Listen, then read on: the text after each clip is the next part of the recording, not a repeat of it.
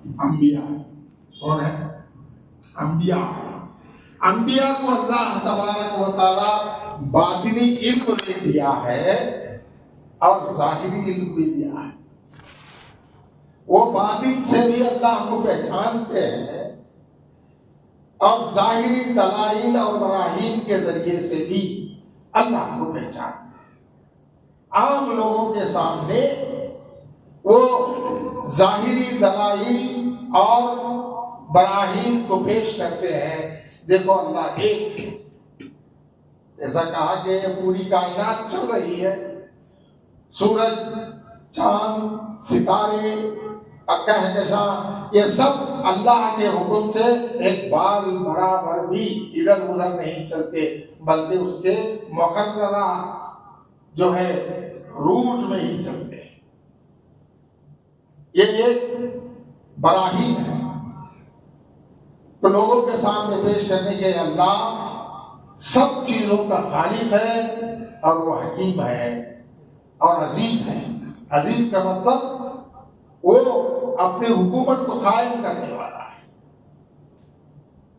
اور ہر چیز پر غالب ہونے والا ہے۔ عزیز کا مطلب کیا؟ ہر چیز پر غالب ہے۔ حکیم، حکمت والا، وہ حکمت والا بھی ہے، ہر چیز پر غالب بھی ہے، ہر چیز پر محیط بھی ہے، تو ہر چیز کو چھایا ہوا ہے۔ اللہ نور السماوات والارض، اللہ کا نور زمین و آسمان پر چھایا ہوا ہے۔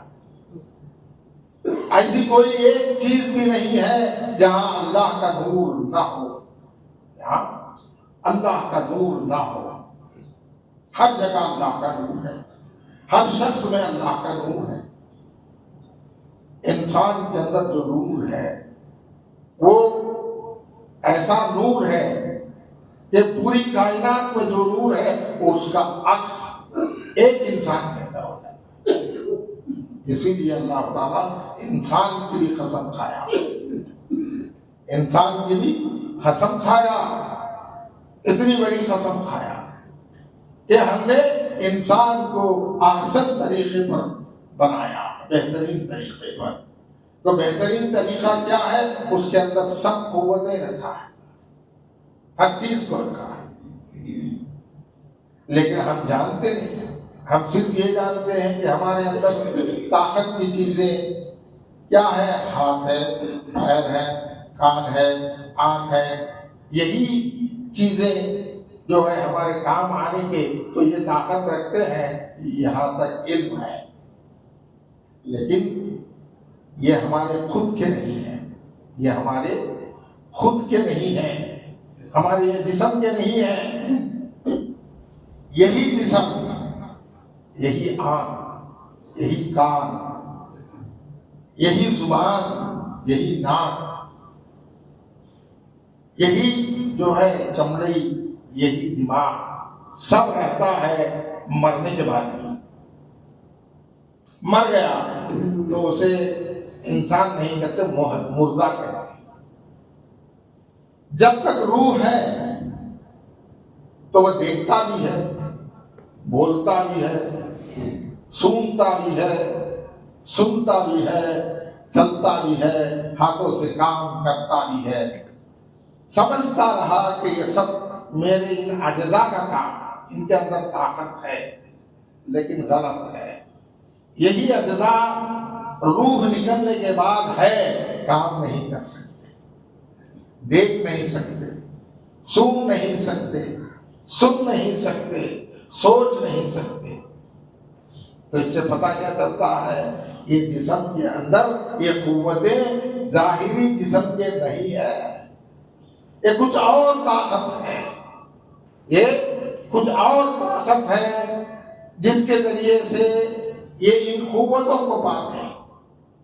وہ طاقت ہے روحانی طاقت، کیا کہتے ہیں اس کو؟ روح کی طاقت۔ جب تک روح ہے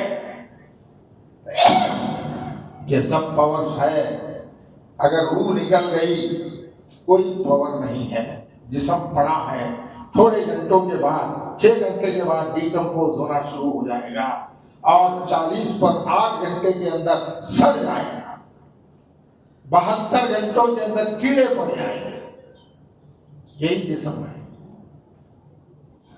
جب تک روح ہے ایک چونٹی بھی نہیں لگ سکتی. ایک چونٹی بھی اس جسم کو نہیں لگ سکتی. اگر لگ گئی تو مر گئی, لگڑ گئی. لیکن یہ روح جانے کے بعد یہ جسم پڑا ہوا ہے, کیڑے مکوڑے سب آ جاتے ہیں, سب آ جاتے ہیں. اس سے کیا پتا چلتا ہے کہ یہ حقیقی مالک نہیں ان قوتوں کا. حقیقی مالک تو کچھ اور ہے, وہ ہے روح. یہ روح کو دیکھ کر, یہ روح کو سمجھ کر پہلے اپنے علمی طور پر جو ہے علماء حقانی, علماء حقانی اللہ کو پہچانا. کیسے اللہ کو پہچانا کہ اللہ کی دی ہوئی ایک چیز ہے, وہ ہے روح. اس کو دیکھ کر اللہ کو پہچانا. کون پہچانا؟ اس کی معرفت کون حاصل کیا؟ قرآن فرماتا ہے پہلے اللہ اپنی گواہی خود دیتا ہے. کیا ہے؟ شہد اللہ انہ لا الہ الا ہوا. اور پھر بولتا ہے میں اپنی گواہی دیتا ہوں. اتنا ہی نہیں, میرے ساتھ ایک گروہ ہے, والملائکۃ, فرشتے بھی یہ گواہی دے رہے ہیں. سب سے پہلے فرشتے بھی یہ گواہی دے رہے ہیں. وَأُولُو الْعِلْمِ, علم والے علماء حقانی یہ بھی گواہی دیتے ہیں. کیا گواہی دیتے ہیں؟ قائماً بالقسط. اللہ تعالیٰ ان سب چیزوں کو بالقسط, عدل کے ساتھ قائم کیا ہے. یہ علم رکھتے ہیں. علم رکھنے والوں میں اللہ کی ذات کا علم الگ ہے, تو مخلوق میں سب سے پہلے ملائکہ. اور انسانوں میں کون ہے؟ انسانوں میں علماء حقانی. کون ہے؟ علماء حقانی. عالم دین کون ہے؟ حضرت عبداللہ ابن عباس رضی اللہ تعالیٰ عنہ سے پوچھا کہ مکے میں سب سے بڑا عالم کون ہے؟ آپ تعریف کیجئے کہ سب سے بڑا عالم کون ہے. تو سورہ فاطر کی ایک آیت تلاوت کی. فرمایا سب سے بڑا عالم وہ ہے جو اللہ سے سب سے زیادہ کرتا ہے. کیا ہے؟ سورہ فاطر کی آیت ہے, غالباً 12ویں آیت ہے کہ اللہ سے سب سے زیادہ ڈرنے والے کون ہیں؟ علماء حقانی ہیں. علماء حقانی ہیں. لیکن ہم آج کے علماء کو دیکھیں گے تو اللہ کا ڈر ہی نہیں ہے. جھوٹ بولتے ہیں, غیبت کرتے ہیں, دولت کمانے کے لیے جو کچھ کرنا ہے کرتے ہیں. جھوٹ تو بے حد بولتے ہیں آج کل. یہ علماء حقانی نہیں ہے, یہ علماء سو ہے. ان کو کیا بولتے ہیں؟ علماء سو ہے. پھر علماء حقانی کون ہے؟ علماء حقانی کی صفات اللہ تبارک و تعالیٰ قرآن میں 14 صفتیں عباد الرحمن 14 صفتیں بیان کیا ہے. وہ علم ہونے کے باوجود عابد عباد الرحمن اللہ کے بندے وہی ہیں. تو کون ہیں؟ جو سچے ہیں, جو سچے ہیں, عاجز ہیں. جب سڑکوں پر چلتے ہیں تو نگاہوں کو نیچے رکھ کر چلتے ہیں. علم ہونے کے باوجود خاموشی اختیار کرتے ہیں. اللہ کے رسول صلی اللہ علیہ وسلم کی سنت پر عمل کرتے ہیں. ایسے 14 صفات کو اللہ تبارک و تعالیٰ قرآن میں گرایا ہے. جب یہ 14 صفات ہیں عباد الرحمن کے, وہ سچا علماء حقانی ہے. لیکن آج قرآن ٹھکرانے کے لیے تیار ہے, حدیث کو ٹھکرانے کے لیے تیار ہے. یہی علماء, یہ علماء نہیں ہے جو مدارس سے فارغ ہو کر آتے ہیں, ان کے پاس دین کا علم نہیں ہے, طوطے مینے کی بولی ہے. کیا ہے؟ طوطے مینے کی بولی ہے، علم دین نہیں ہے۔ اگر علم دین ہوتا، جیسا اللہ تعالیٰ قرآن میں فرمایا خشیت اللہ، سب سے زیادہ اللہ کا خوف علماء میں ہونا ہے، لیکن علماء میں نہیں ہے، تو مطلب ہے کہ یہ علماء حقانی نہیں ہے۔ تو علماء حقانی کون ہے؟ سنتوں پر چلنے والے کون ہے؟ بولو بھائی میری بات سمجھ میں آتی ہے؟ ذرا اونچی بات ہے لیکن سمجھ رہا ہے، یہ علمی بات ہے کہ علماء سنتوں پر چلنے والے ہیں۔ سنت بولے تو کیا ہے؟ ہر چھوٹی سنت پر بھی جہاں تک ہو سکے عمل کرنے والے ہیں۔ اب سنت کے نام پر لوگوں کو گمراہ کرنے والے آگے، سنت کے نام پر لوگوں کو گمراہ کرنے آئے۔ جیسا ابھی میں سنا، یہاں کوئی عورت آتی ہے، لوگوں کو بولتی ہے کہ لچھا نکال دو، جوڑوے نکال دو۔ ہاں یہ تو دین نہیں ہے، میں تو مانتا ہوں یہ دین نہیں ہے، یہ سنت نہیں ہے، لیکن یہاں کا رواج۔ لچھا اس لیے پہنتے ہیں کہ اگر مجھے جن سے لچھا چھڑوائے تو میں بولوں گا کہ لچھا نہیں ہے، یہ کنواری ہے۔ میں پوچھوں گا کہ تمہارے جو ہے لڑکی یا بہن یا کچھ رشتہ دار کے لیے میں ایک رشتہ لایا ہوں، تو کیا بولیں گے؟ کیا بولیں گے؟ بڑے لوگ بیٹھے ہیں، جس کے گلے میں ہے تو پہچاننے جاتے ہیں کہ شادی شدہ ہے، صرف پہچان کے لیے ہے، نہ کہ وہ عبادت کا کوئی جز ہے، عبادت کا جز نہیں، پہچان کے لیے۔ اگر ان چیزوں پر لوگوں کو گمراہ کر کے بانٹنا چاہیں تو اس سے بڑا شیطانی کام کچھ نہیں۔ میں خود بولوں گا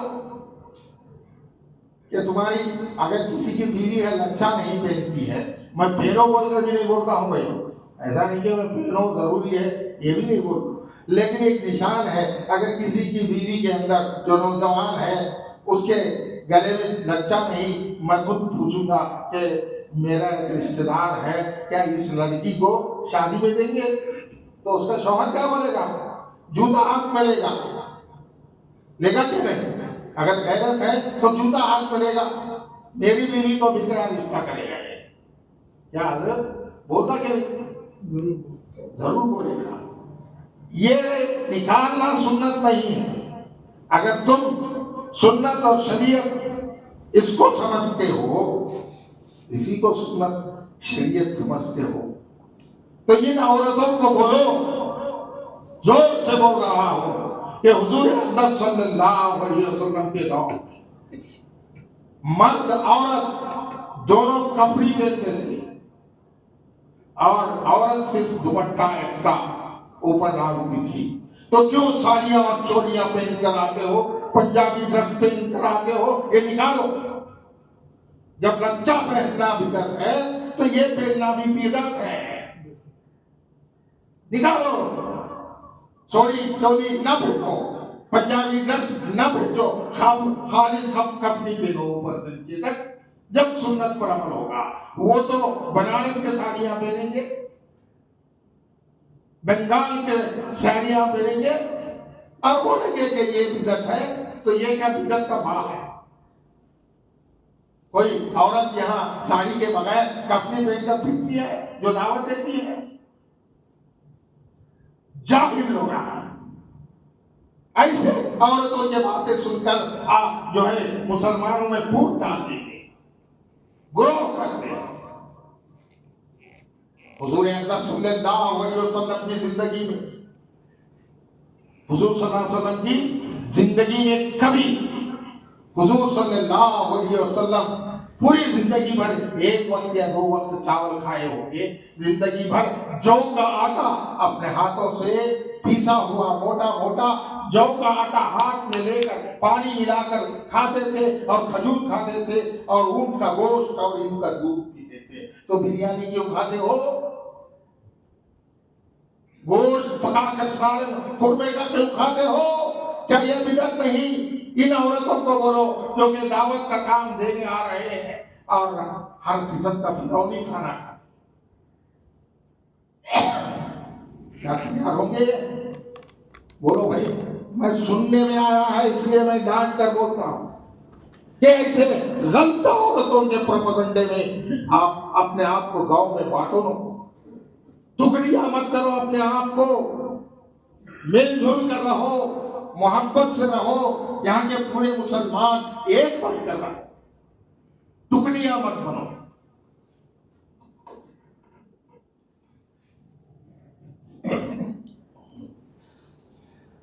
یہ بدعت ہے، یہ سی بدعت نہیں، یہ سب قالین بچھانا بدعت نہیں۔ کیا تم ایسے ہی ریت کے جو ہے فرش پر نماز پڑھتے ہو؟ ریت کیا تھا حضور صلی اللہ علیہ وسلم کے دور میں؟ فرش مسجدوں میں کھجور کے پتوں سے ڈھکا ہوا تھا، تو کیوں بناتے ہو یہ سب؟ یہ سہولتوں کے لیے، انسان کی پہچان کے لیے۔ اللہ تعالیٰ خود فرما رہا ہے کہ مختلف زبانوں کو ہم نے بنایا ہے تاکہ لوگ پہچانے جائیں، قومیں پہچانے جائیں۔ ان کا رسم رواج الگ ہوتا ہے، ان کا رسم رواج الگ ہوتا ہے، کھانا پینا الگ ہوتا ہے، کھانا پینا الگ ہوتا ہے۔ یہ سعودیہ اور کویت جا کر آ کر بولتے ہیں کہ وہاں یہ سب نہیں کرتے، تو وہاں ڈانس بھی کرتے ہیں کلبوں میں، تم بھی کرو گھروں میں۔ وہ شراب پیتے ہیں شیوخ، وہاں کے شیخان جتنے ہیں 90% شراب پیتے ہیں، تم بھی بوتلیں لا کر گھر میں شوہر اور مرد بیٹھ کر ہلالویا بول کے پیو، وہ بھی پینا ہے نا۔ جب یہ بدعت ہے، تمہارا عرب کا شیخ بولتا ہے کہ یہ بدعت ہے، تو شراب بھی پیو، اس کی سنت ہے وہ۔ علم نہیں، عوام الناس کے پاس علم نہیں، تو ایسے لوگوں کو بھڑکاتے رہتے ہیں، آپس میں ڈھونڈ ڈالتے ہیں، ٹکڑیاں ٹکڑیاں کرتے جاتے ہیں۔ یہ مت کرو۔ فتنہ، الفتنہ اشد من القتل، قتل سے بھی فتنہ بہت بڑا گناہ ہے، نام قتل سے بھی فتنہ سب سے بڑا گناہ ہے۔ تو ایسے لوگ جو ہے فتنہ برپا کرتے ہیں، تو ان کو ختم کرنے کا حکم ہے۔ ختم سے بدترین کا مطلب کیا ہے؟ ایسے فتنے بچانے والوں کو ختم کرنے کا حکم ہے۔ عوام کو معلوم نہیں ہے، عوام کو معلوم نہیں ہے۔ تو سنت کس کو کہتے ہیں؟ سنت وہ ہے حضور اقدس صلی اللہ علیہ وسلم کے اخلاق اپنائے، حضور صلی اللہ علیہ وسلم کے اخلاق اپنائے۔ حضور اقدس صلی اللہ علیہ وسلم کے پاس جب کوئی مسلمان ہو یا کافر ہو دور سے سفر کر کے آتا ہے، تو پہلا پوچھتے اسے کہ کہاں سے آ رہے ہو؟ کوئی مسئلہ لے کر آیا کہ فلاں جگہ سے، سفر کیسا گزرا؟ کیا ہے پہلا سوال؟ سفر کیسا گزرا؟ دوسرا سوال کھانا کھائے؟ نہیں، تو تمہارا مسئلہ بعد میں دیکھا جائے گا، پہلے کھانا کھاؤ۔ جو ہے وہ اونٹ کا دودھ ہو یا کھجور ہو یا اونٹ کا گوشت ہو، جو گھر میں ہے کھلاتے ہیں۔ وہ اطمینان حاصل کرنے کے بعد سامنے آتا تو پوچھتے اب سنا کیا ضرورت ہے، کیوں آئے ہو؟ تو یہ لوگ جو دعوت کا کام دینے آ رہے ہیں، کبھی یہ سوال کیا آپ سے؟ سنت پر سنتوں کی دعوت دے رہے ہیں، کیا بھی نوجوان لڑکے کبھی یہ بات سنائی نہیں؟ کبھی پوچھے کہ کہاں سے آ رہے ہو، کھانا کھائے کہ نہیں؟ پوچھے کیا؟ بولو بھائی، گئے رہتے نا، پوچھے کبھی؟ بولو، ارے بولو، زبان ہے کہ نہیں؟ سب گونگے ہیں، میری بات سنائی دیتی نہیں، بہرے ہیں یا گونگے ہیں؟ بولے کبھی پوچھا؟ کبھی نہیں پوچھیں گے یہ لوگ، خود یہاں تک کھائیں گے، آنے والے کو بھوکا رکھیں۔ پہلی سنت ہی تک، اب سنت کی دعوت دے رہے ہیں۔ دوسری سنت یہ ہے کہ تیری کیا ضرورت ہے، کیا چاہتا ہے تو کیا چاہتا ہے؟ ایک شخص آیا، یا رسول اللہ صلی اللہ علیہ وسلم، مجھے 10,000 درہم کی ضرورت ہے، میں مقروض ہوں اور میرے بچیوں کا کاروائی کرنے کا ہے، غریب ہوں، مجھے 10,000 درہم دلا دیجیے۔ اچھا جاؤ، حضرت عثمان کے پاس جاؤ، بولو کہ رسول اللہ صلی اللہ علیہ وسلم نے بھیجا ہے، اللہ کے نام پر جو ہے دے دو۔ وہ گئے، کیا ہے؟ رسول اکرم صلی اللہ علیہ وسلم بھیجا ہے، کچھ دے دو اللہ کے نام پر۔ تو 5,000 درہم کچھ دیے۔ نہیں، اس سے کام میرا نہیں چلتا، مجھے تو 10,000 درہم کی ضرورت ہے۔ نہیں، اتنا ہی ہے، لے جاؤ۔ تو آج یا رسول اللہ صلی اللہ علیہ وسلم، وہ تو 5,000 ہی دے رہے ہیں، مجھے ضرورت 10,000 کی ہے، میں کیا کروں لے جا کر؟ کہا کیا آپ نے بولا اللہ کے نام پر دو؟ ہاں بولا، تو اب جاؤ رسول کے نام پر دو۔ کیا بولے؟ اب جاؤ بولو کہ رسول کے نام پر دو۔ تو پھر بولے کہ کیوں پھر لے جاؤ پیسہ، کہ اللہ کے رسول صلی اللہ علیہ وسلم نے پیغام بھیجا ہے رسول کے نام پر۔ کانپنے لگے، آنکھوں سے آنسو آنے لگے، بولے کہ یہ کنجیاں لے لو، خزانہ وہاں ہے، جو چاہے وہ لے جاؤ، جتنا چاہے لے جاؤ۔ وہ 10,000 درہم لے کر آ گئے۔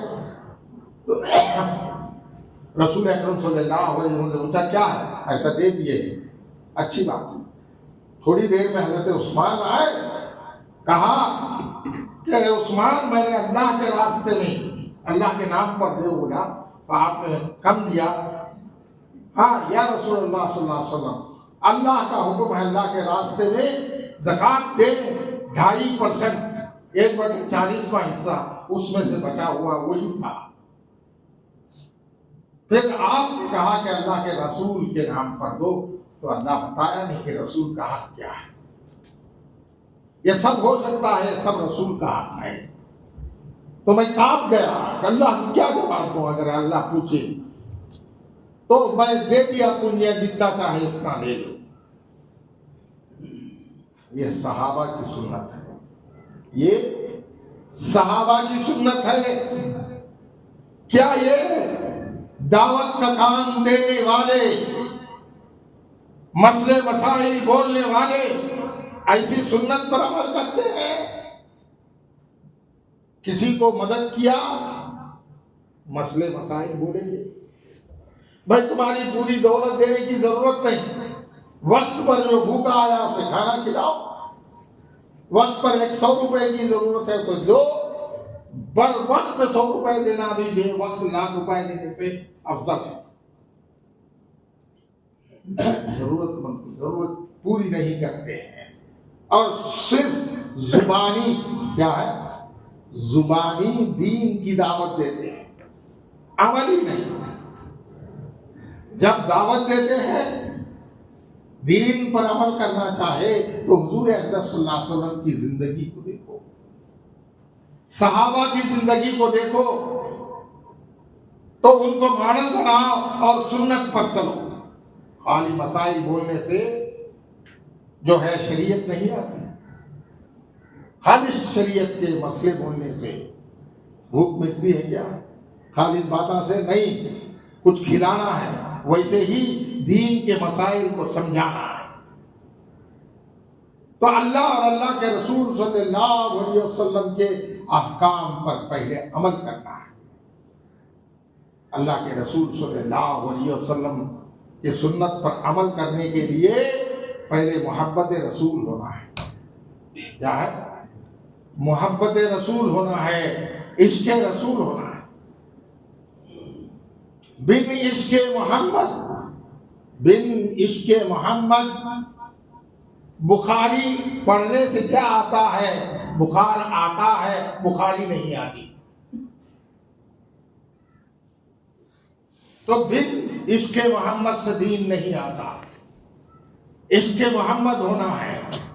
اگر عشق محمد ہے تو دین آئے گا آٹومیٹک، پڑھنے کی ضرورت نہیں، ڈگری لینے کی ضرورت نہیں۔ صحابہ کون سی ڈگری لیے تھے؟ سب سے بڑی ڈگری تو صحبت رسول صلی اللہ علیہ وسلم ہے. مدرسہ رسول صلی اللہ علیہ وسلم کی صحبت میں بیٹھتے تھے، دین حاصل کیے. صحابی کے علم سے کسی کا علم بڑا نہیں ہے، نہ تابعی کا ہے، نہ بڑے سے بڑے عالم کا علم ایک صحابی کے علم کے برابر نہیں ہو سکتا. کون سا پڑھے؟ وہ عمل کرے. کیا عمل کرے؟ حضور اقدس صلی اللہ علیہ وسلم کی محبت میں عمل کرے. ان کا عمل ہی شریعت بن گیا. کیا ہے؟ ان کا عمل حضور صلی اللہ علیہ وسلم کے قول، فعل اور تقریر پر عمل کرنا ہی حدیث بن گیا. حدیث کس کو کہتے ہیں؟ کئی بار بولا، حدیث کے دو حصے ہیں. ایک حضور اقدس صلی اللہ علیہ وسلم کا قول یعنی بول، فعل یعنی عمل، اور تقریر یعنی حضور صلی اللہ علیہ وسلم کے سامنے کوئی کام کرے اور حضور صلی اللہ علیہ وسلم خاموش رہے تو وہ پسندیدہ عمل ہے. یہ بھی حدیث میں آیا. یہ ایک حصہ ہے. تو دوسرا حصہ صحابہ کا علم، صحابہ کا قول، فعل اور تقریر. یہ دو حصے مل کر حدیث ہیں. یہ دو حصے مل کر حدیث ہیں. حدیث پر عمل کرنے کے لیے اتنا تو علم ضروری ہے کہ کتنے لوگ حدیث کا علم جانتے ہیں؟ حدیث کا علم جانتے ہیں کیا؟ حدیث کا نام لیں گے، سنت کا نام لیں گے، لیکن سنت پر عمل نہیں کریں گے. اللہ کے احکام کے بارے میں بولیں گے، قرآن کے خلاف کریں گے. قرآن کے خلاف کریں گے. اللہ کے رسول پہلے بھی بولا، معراج میں اللہ تبارک و تعالیٰ کیا فرما رہا ہے؟ کیا جو آیت میں بھولتا ہوں، پھر کب بھی بھول جاتا ہوں آیت کہ فتمارونہ علی ما یرا، افتمارونہ ما یرا، کیا تم جھٹلاتے ہو جس کو اس نے دیکھا. اللہ کے رسول صلی اللہ علیہ وسلم کے بارے میں اللہ فرماتا ہے، اللہ کے رسول صلی اللہ علیہ وسلم نے اللہ کو دیکھا، تم اس کو جھٹلاتے ہو. اور کافر جھٹلاتے تھے. آج یہ جماعتیں، اہل حدیث ہو یا تبلیغی جماعت ہو یا جماعت اسلامی، ان کا عقیدہ ہے کہ اللہ کو نہیں دیکھا. اللہ کو نہیں دیکھا. آپ سنے ہوں گے ان کے تقریریں. میں تو چھان نام لے کے بولتا ہوں، مجھے ڈرنا ہے، میں تو اللہ سے ڈرنے والا، انسانوں سے جماعتوں سے ڈرنے والا نہیں ہوں. اور آپ جماعت کا نام کہیں بولے جا رہے ہیں، نام لیا نہیں تو کیسے معلوم ہوگا کہ فلاں جماعت گمراہ ہے؟ نام لینا ضروری ہے. میں تو چیلنج کے طور پر کہتا ہوں کہ یہ لوگ اللہ کے کلام کو، یعنی اللہ کیا بولتا ہے، کیا تم جھٹلاؤ گے؟ کافروں کے بارے میں کہتا ہے کہ وہ نہیں دیکھا. آج یہی دعویٰ کرتے ہیں قرآن کے خلاف ہے. تو قرآن کے خلاف جو عمل کرے گا، عقیدہ رکھے گا، وہ کافر ہے. وہ کیا ہے؟ اس کو کیا بولتے ہیں؟ کافر ہے. اس لیے ہم ان اہل حدیثوں کو کافر کہتے ہیں. یہ جو جماعت کے نام سے تبلیغ کرنے آ رہے ہیں، یہ زندیق ہیں. حدیثوں کا ٹھکر آتے ہیں. چیلنج کر کے آج بھی میں بیان کرنے تیار ہوں. حدیثوں کو ٹھکرانے والا زندیق ہے. کثرت زندقہ کفر تک لے جاتا ہے. یہ مسائل ہے. ایک تو قرآن کا انکار کر رہا ہے تو دوسرا حدیث کا انکار کر رہا ہے. یہ کبھی ہدایت پائیں گے نہیں. ان کے راستے پر چلنے والا بھی کبھی ہدایت نہیں پائے گا، گمراہ ہو جائے گا اور جہنم میں جائے گا. اس لیے کہ قرآن اور حدیث کے خلاف یہ عمل کر رہے ہیں. ان کا عقیدہ قرآن اور حدیث کے خلاف. اے نوجوان لڑکوں، میں تم سے بار بار کہتا ہوں کہ تم لوگوں کو پکڑیں گے یہ لوگ، اس لیے کہ تمہارے پاس دین کا علم نہیں. خالی انگریزی پڑھے تو تم کو گمراہ کرنا آسان ہے، تو اس لیے تم کو پکڑیں گے اور بولیں گے کہ سعودی میں نہیں ہوتا، وہاں میلاد نہیں کرتے. میلاد تو نہیں کرتے، لیکن سعودی کے بادشاہ کا جو ہے باپ داداؤں کا رسم کریں گے تلوار لے کر، ان کا نیشنل ڈے کے اوپر ناچیں گے. وہ سنت ہے. تم کو بھی ناچنا چاہیے، جو سعودی سے آ کر بولتے ہیں کہ وہاں نہیں ہے, یہاں یہ کام کرتے ہیں. تو یہ تو چھوڑو بھائی, تمہارا بادشاہ ناچتا ہے, سعودی عرب کے نیشنل ڈے پر ناچتا ہے تلوار لے کر. تم کیوں نہیں ناچتے؟ تم تلوار نہیں تو صحیح جھاڑواں تو لے کو ناچو اس کی اتباع میں. یہ سب معلوم ہے کیا تم لوگوں کو؟ معلوم نہیں. نوجوانوں کو بھڑکاتے ہوئے گمراہ کرتے پھر رہے ہیں. اس لیے ان لوگوں کو معلوم ہے کہ وہ جہنمی ہیں. ان لوگوں کو خود معلوم ہے کہ ہم جہنم میں جائیں گے. تو تمہیں سب بھی سنت پر عمل کر کر جنت میں گئے تو کیسا؟ ہماری پارٹی کم ہو جاتی ہے.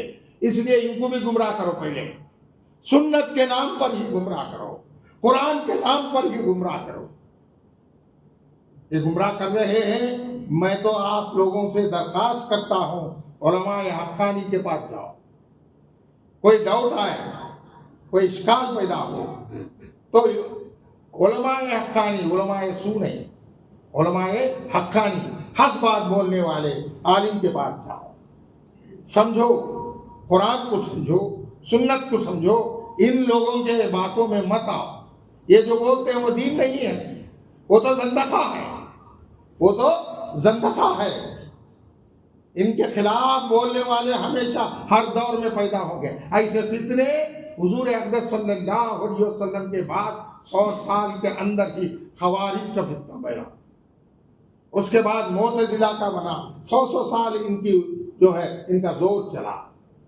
100 سال معتزلہ کا آیا, اور حسن بن صبا کا دور آیا, اور اس کے بعد جو ہے یہ زندیقیوں کا یعنی کہ مادہ پرستوں کا دور آیا. 100 سال چلا. سنت کو زندہ کرنے والے آئمہ تو پیدا ہوتے رہیں گے, مجاہدہ کرتے رہیں گے ان کے خلاف. وہ بھی پیدا ہوں گے, ایسے شیاطین بھی پیدا ہوں گے. تو چوکنا رہ جاؤ. آج بہت زور ہے گمراہ کرنے کے لیے. تو ان گمراہیوں سے بچنے کے لیے علماء حقانی کی صحبت اختیار کرو. ہر ایک کے بات پر عمل کرنا چھوڑو. وہ بولا, یہ عالم بولا, وہ عالم بولا, دماغ خراب ہو جائے گا. بولنے کا مطلب یہ ہے کہ رمضان کا مہینہ آتا ہے, رمضان کا مہینہ آتا ہے. شعبان حضور اقدس صلی اللہ علیہ وسلم کا مہینہ. شعبان کے مہینے میں حضور صلی اللہ علیہ وسلم سے جتنا تعلق رکھنا تھا رکھنا ہے, لیکن کتنے رکھتے اللہ جانے. رمضان کا مہینہ جب آتا ہے تو حضور اقدس صلی اللہ علیہ وسلم رمضان کی تیاری کے لیے شعبان سے پہلے ہی تیار ہو جاتے. پورا شعبان کا مہینہ روزہ رکھتے. تو صحابہ پوچھتے, یا رسول اللہ صلی اللہ علیہ وسلم کیا ہم کو بھی رکھنا ہے؟ نہیں, میں رمضان کے استقبال اور تعظیم کے لیے روزے رکھتا ہوں, تمہارے لیے. ایک مہینہ پہلے سے روزے رکھتے تھے حضور صلی اللہ علیہ وسلم. کیا یہ اٹکل پچو رکھتے ہیں سنت کا دعویٰ کرنے والے؟ کوئی بھی نہیں رکھتا. 15ویں رات کی روزہ رکھ بھائی. پہلے ایک بات بولے تو بدعت. کیا ہے؟ بدعت ہے. روزہ رکھنا بولے تو بدعت ہے. بریانی کھانا بولے تو بدعت ہے. وہ اچھی مزیدار رہتی ہے تو وہ بدعت کو اپنا سکتے. یہ عبادت کی بدعت مت بولو. تو حضور اقدس صلی اللہ علیہ وسلم رمضان کے استقبال کے لیے تیاریاں کرتے. عام طور پر حضور صلی اللہ علیہ وسلم اپنے ہاتھوں کو کشادہ رکھتے تھے, یعنی کہ ہر چیز کو بانٹتے تھے غریبوں میں. جب رمضان آ جاتا تو سب کچھ بانٹ دیتے, گھر میں کچھ بھی نہیں رکھتے تھے. اتنا کشادہ دل ہو جاتے حضور اقدس صلی اللہ علیہ وسلم. رمضان کے مہینے میں ہر ایک مسلمان کے لیے سنت پر عمل کرنا ہے تو کشادہ دل ہو جاؤ. تمہارے پاس جو کچھ بھی ہے غریبوں کے لیے لٹاؤ, روزے داروں کے لیے کھلاؤ, اور افطار کے لیے کھلاؤ, تو اس کا ثواب ملے گا. یہاں نہیں, عالم برزخ میں بھی ملے گا اور قیامت میں بھی ملے گا. یاد رکھو, اللہ تبارک و تعالیٰ خود فرماتا ہے کہ الصوم لی, روزہ میرے لیے ہے اور اس کا اجر میں خود ہوں. کیا بولتا ہے اللہ؟ میں خود ہوں بول رہا ہے. تو روزے رکھنا جس کے اندر طاقت ہے. روزے کس پر فرض ہے؟ بوڑھوں پر. جو کمزور ہیں, روزہ نہیں رکھ سکتے, ان کو فدیہ دینا ہے. کیا ہے؟ فدیہ دینا ہے، ایک روزے کے لیے 2 آدمی کا کھانا، اور نابالغ بچے جو بالغ نہیں ہوئے ان پر بھی فرض نہیں، جو دیوانہ ہے اس پر بھی فرض نہیں، ناپاک عورت ہے اس کے لیے بھی نہیں، اس وقت میں پوسٹ پون، لیکن قضا کرنا ہے۔ یاد رکھو، نماز نہیں، نماز اگر ہے حیض کی حالت میں کوئی عورت، نماز قضا کرنے کی ضرورت نہیں، لیکن روزہ قضا کرنا ہے۔ تو جس کو طاقت نہیں، حاملہ عورت یا چھوٹے بچے والی عورت جس کے روزے رکھنے سے اس کے دودھ میں کمی آ جائے گی، اس کے لیے پوسٹ پون کر لے سکتے ہیں۔ لیکن یاد رکھو، ہر آدمی، ہر بوڑھا، ہر بیمار، اور بیمار جو کنٹینیوس ہوتا ہے، جیسا شوگر ہے، شوگر والوں کو جو ہائپر ایسیڈیٹی ہے وہ نہیں رہ سکتے، اگر رہے یہ تو جان کا خطرہ ہے، تو ایسے لوگوں کو 2 آدمی کا کھانا کھلانا۔ کتنے بھائی؟ ارے سمجھ میں آتی ہے آپ کو؟ ایک روزے کے بدلے کتنے؟ 2 آدمی کا کھانا کھلانا، یعنی 60 روزے رکھنا۔ تو 60 آدمی کو کھانا کھلانا ہے، صرف ان لوگوں کے لیے، ہر ایک کے لیے نہیں۔ نوجوان طاقت والا ہے تو اس کے لیے فرض ہے، کتب علیکم الصیام کما کتب علی الذین من قبلکم لعلکم تتقون، یعنی کہ اللہ تعالیٰ تم پر روزے فرض کر دیا ہے جیسے کہ اگلے امتوں پر فرض کیا تھا۔ تم کو تکلیف دینا مقصد نہیں ہے، بلکہ تمہارے اندر تقویٰ پیدا کرنے کے لیے اللہ تعالیٰ روزے فرض کیا ہے۔ تو نوجوانوں کے لیے ضروری ہے۔ دیکھوں گا انشاءاللہ ایک دن آ کر اللہ توفیق دے، یہ مسجد میں کتنے لوگ افطار کے لیے آتے ہیں، افطار کے لیے آتے ہیں، روزے دار افطار ہو سکتا ہے اس میں کچھ لوگ روزہ نہ رکھے، پھر بھی اکثر روزہ رکھنے والے ہی آتے ہیں نا۔ میرے خیال میں تو بے روزے دار بھی رہتے ہیں، کوئی منع نہیں ہے، ہیں گے 5%، لیکن جب مسجدوں کو دیکھتے ہیں تو 90%، 95% اس میں روزے دار ہی رہیں۔ تو انشاءاللہ کبھی آئیں گے، دیکھیں گے کہ اللہ تعالیٰ چنتکنٹا کی عوام میں کتنا رمضان کا روزے رکھنے کا اور رمضان کی عبادتوں کا جذبہ اور جوش پیدا کیا ہے۔ وقولی قولی ھذا واستغفر اللہ۔ حضرات سنت نے پڑھے سنت